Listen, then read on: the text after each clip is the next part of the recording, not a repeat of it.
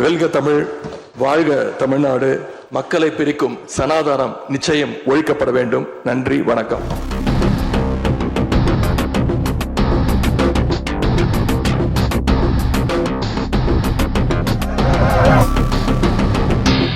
નમસ્કાર, આપ જોઈ રહ્યા છો ન્યૂઝ ગુજરાત અને આપની સાથે હું છું જાગૃતિ.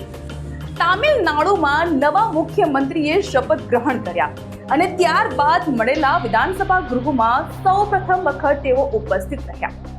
વિધાનસભા ગૃહને સંબોધતી વખતે ઉદયનિધિ સ્ટાલિને સૌપ્રથમ તો નવા મુખ્યમંત્રી તરીકે જોસેફ વિજયને અભિનંદન આપી તેમનું ઉષ્માભર્યું સ્વાગત કર્યું.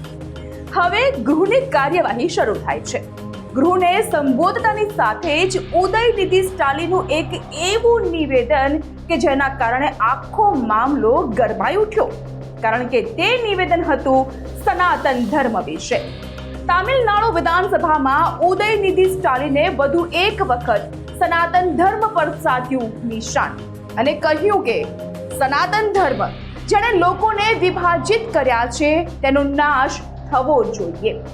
வெல்க தமிழ், வாழ்க தமிழ்நாடு. மக்களை பிரிக்கும் சனாதானம் நிச்சயம் ஒழிக்கப்பட வேண்டும். நன்றி, வணக்கம். வெல்க தமிழ், வாழ்க தமிழ்நாடு. மக்களை பிரிக்கும் சனாதானம் நிச்சயம் ஒழிக்கப்பட வேண்டும். நன்றி, வணக்கம். આ નિવેદન બાદ ગૃહની અંદર અને બહાર બંને બાજુ ભારે હોબાળો મચી ગયો. સનાતન ધર્મ વિશે વિવાદાસ્પદ નિવેદન આપો અને ભાજપ તેનો વળતો જવાબ ન આપે, ચૂપચાપ સાંભળી લે તેવું આજ સુધી બન્યું છે ખરા? ઉદયનિધિ સ્ટાલિનના એ જ વિવાદાસ્પદ નિવેદનનો ભાજપ પ્રવક્તા CR કેશવને આપ્યો છે સણસણતો જવાબ. કેશવને ઉદયનિધિ સ્ટાલિનની આકરી ટીકા કરી અને તેમના નિવેદનને ઝેરી ગણાવ્યું. તેમણે ઉદયનિધિને તામિલનાડુના રાહુલ ગાંધી ગણાવીને એવો આક્ષેપ કર્યો કે તેઓ દેશમાં નફરત અને ભાગલા પાડવાની રાજનીતિ કરી રહ્યા છે. કેશવને તો વધુમાં એ પણ કહ્યું કે જે રીતે રાહુલ ગાંધીએ પવિત્ર સેંગોલનું સન્માન ન જાળવ્યું અને રામ મંદિરના પ્રાણ પ્રતિષ્ઠા મહોત્સવનો બહિષ્કાર કરીને તેનું અપમાન કર્યું હતું, તે જ રીતે તે જ નક્ષકદમે ઉદયનિધિ પણ હિન્દુઓની આસ્થા પર સતત પ્રહાર કરી રહ્યા છે, જેનું કોઈ પણ સંજોગમાં સહન કરવામાં નહીં આવે. હવે ચોંકાવનારી વાત તો એ છે કે ઉદયનિધિ સ્ટાલિને સનાતન ધર્મ વિશે આ કોઈ પહેલી વખત વિવાદાસ્પદ નિવેદન આપ્યું હોય તેવું નથી. આ પહેલા પણ તેઓ સનાતન ધર્મનું અપમાન કરી ચૂક્યા છે. તેઓએ સનાતન ધર્મની રોગ સાથે સરખામણી કરી હતી અને સનાતન ધર્મને એક રોગની જેમ જડ મૂળથી ખતમ કરવાની વાત કરી હતી, જેના કારણે એ મામલો છેક સુપ્રીમ સુધી પહોંચ્યો હતો.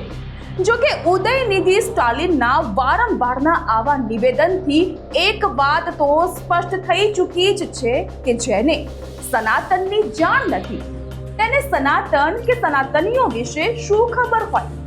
સનાતન ધર્મએ કેટલી સંસ્કૃતિને જન્મ આપ્યો અને તેની સાચવણી કરી છે. સનાતન ધર્મે શું આપ્યું છે તેની જાણ તેઓને ક્યાંથી હોય? બાકી હૈદરાબાદમાં તો હું કેટલાક સમય માટે રોકાઈ હતી, કારણ કે ત્યાંથી મારા કરિયરની શરૂઆત થઈ હતી. તેથી મારા માટે આમ જોવા જઈએ તો તેલુગુ અને તામિલ ભાષા બંને બહેનો જેવી. એટલે આજે સ્ટાલિન જે રીતે સનાતન ધર્મ વિશે વિવાદાસ્પદ નિવેદન આપી રહ્યા છે તે પરથી તો એક વાત કહેવાની મને ખૂબ જ ઈચ્છા થઈ ગઈ છે. તલ તીર્કી પોઈંતી.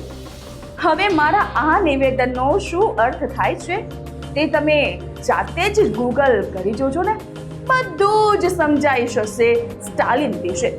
બાકી તો ये पब्लिक है, ये सब जानती है.